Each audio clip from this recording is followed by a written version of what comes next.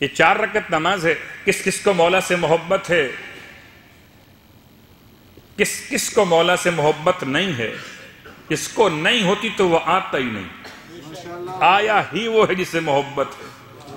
تو مولا کو نماز سے محبت، مولا کو قرآن سے محبت، اور مولائی کو مولا سے محبت.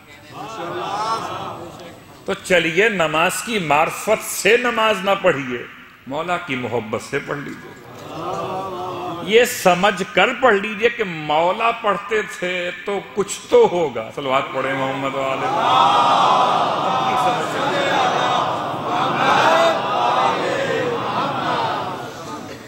ٹھیک. تو 4 رکعت نماز ہے، 2 رکعت کر کے پڑھی جائے گی، اور ہر رکعت میں الحمد کے بعد امام کا بہترین محبوب ترین سورہ پورے قرآن میں، جو مولائے متقیان کو اتنا پسند کہ امام علیہ السلام کو لوگوں نے یہاں تک کہہ دیا کہ لگتا ہے اس کے علاوہ کوئی اور سورہ یاد ہی نہیں ہے. وہ سورہ توحید ہے، سورہ اخلاص. ہر رکعت میں 50 مرتبہ سورہ توحید، 2 رکعت کر کے نماز. نیت ہے نماز امیر المومنین علی ابن ابی طالب علیہ السلام بجا لاتے ہیں 2 رکعت، پھر اس کے بعد 2 رکعت قربتاً. تو گویا یہ نماز جب 4 رکعت مکمل ہوگی تو آپ نے گویا 200 مرتبہ سورہ اخلاص کی تلاوت کا ثواب حاصل کر لیا. اور اب تفصیل میں چونکہ وقت بہت کم ہے تو امام کی اپنی تسبیح کے 7 سبحان ہیں. امام کی جو اپنی تسبیح ہے جو مخصوص ہے مولائے متقیان سے، اس میں 7 مرتبہ لفظ سبحان آتا ہے.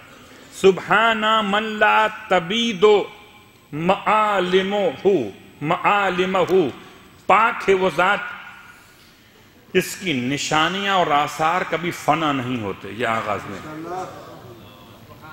یہ تسبیح یاد کر لیجئے، 7 مرتبہ ہے. سبحان سبحان سبحان سبحان. وقت نہیں ہونے پوری پڑھ دیتا. اس کے بعد دعا مانگنی ہے. امام فرماتے ہیں خاص طور سے امام صادق علیہ السلام کی یہ تسبیح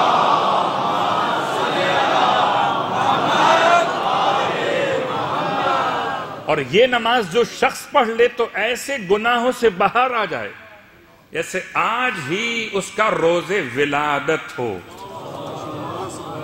حاجتیں پوری ہو جاتی ہیں، گناہ بخشے جاتے ہیں. اس تسبیح اور اس طریقے پر نماز کے بعد دعا، اور دعا کے بعد چند جملے جو معصوم نے ارشاد فرمائے. پھر ایک اور روایت کہ اگر اس نماز کے بعد انسان 1 مرتبہ کہے تمام دعا پڑھنے کے بعد اللہم صلی علی النبی الامی وآلہ، تو خدا بند عالم اس کے ماضی کے اور مستقبل کے سارے گناہ بخش دیتا ہے. مستقبل کا مطلب یہ نہیں ہے کہ اب یہ نماز اور دعا پڑھ کے ہمیں اگلے گناہوں کی پرمیشن لیٹر مل گیا کہ بخشے تو گئے ہو، اب جتنے چاہو گناہ کر لو. ارادہ گناہ کے ساتھ کوئی عمل قبول نہیں ہوتا. اور حب علی حسن، علی کی محبت اصلاً نیکی ہے، ایسی نیکی جو گناہوں کو ایسے کھا جاتی ہے جیسے آگ خشک لکڑیوں کو کھا جاتی ہے. تو 2 ہی باتیں، اگر گناہ بھی اور محبت علی بھی ہے تو یا تو محبت علی نہیں ہے یا پھر گناہ نہیں ہے. دونوں ساتھ چلیں گے نہیں.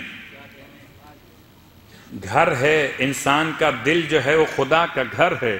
خدا کے گھر میں جب علی کو بلانا ہو تو پہلے ہٹا دیجئے.